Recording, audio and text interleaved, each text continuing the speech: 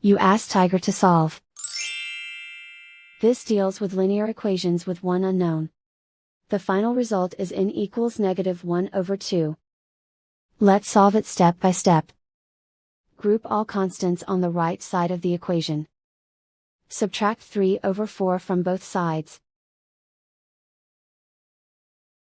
Combine the fractions.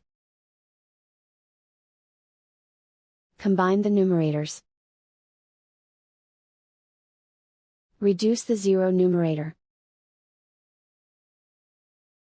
Simplify the arithmetic.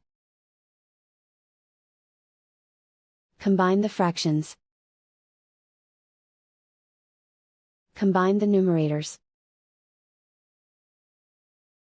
Find the greatest common factor of the numerator and denominator.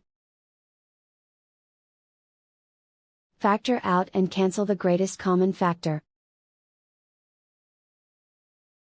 And so the final result is n equals -1/2.